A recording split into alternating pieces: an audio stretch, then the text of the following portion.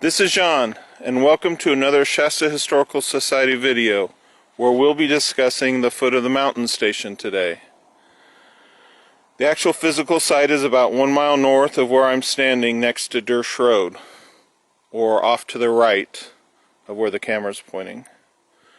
Unfortunately, it no longer exists as it was torn down in the mid-1940s. Without the building to look at as I tell you its history, I ask you to imagine immigrants, wagons, and stagecoaches making their way over this terrain as they finished their westward journey into the Sacramento Valley, or of those headed eastward into the mountains.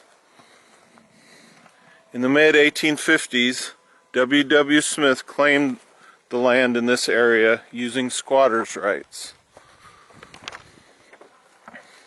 He built the hotel station in 1858 and was later granted title to the land in 1862. When debt made him give up the business, he sold the building and 280 acres to Phoebe Colburn, a smart, shrewd, and enterprising black woman who also happened to be Smith's housekeeper and cleaning woman at the time. But that's a story for another video. She operated the place from 1865 to 1870 and then sold to rancher George Schuler. Schuler converted the building into a private home, and the family lived there until 1906 when rancher Ignatius Scharsch bought it. Scharsch in turn sold the property in 1940 to Frank Crow, superintendent of the Shasta Dam construction.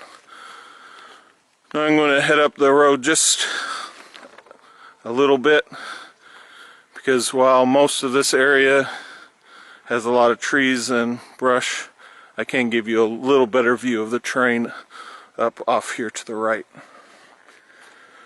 Under W. Smith's ownership, the site began as a home and soon began to serve as a stopping place for immigrants traveling along the Nobles Trail. Later, it became a stage and freighting station. Originally, it was referred to simply as the Smith Place. With the construction of the new building, he changed the name to the Foot of the Mountain Station. It was also sometimes called the Wayside Inn.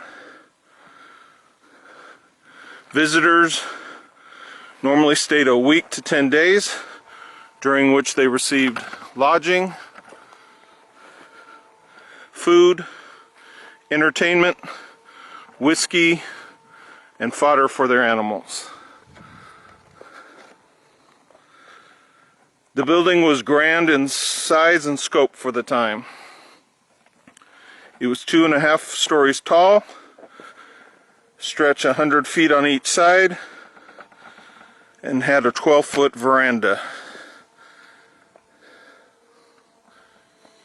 The interior contained 9 bedrooms, a gambling hall, a dance hall, a dining room, and a kitchen.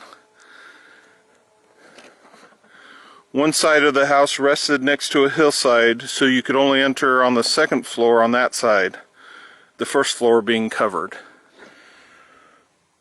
This position and proximity to the hill is the origin of the name Foot of the Mountain Station.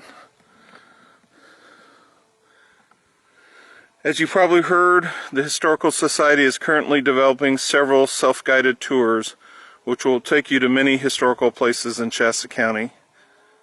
You'll be able to use a mobile app on your phone or other electronic device, or download the information ahead of time. The Foot of the Mountain Station is one of the sites to be included in an upcoming tour where you'll be given access to more historical information, photographs, and resources about it and other historical sites. Until then, please take care, and I look forward to sharing the next video with you.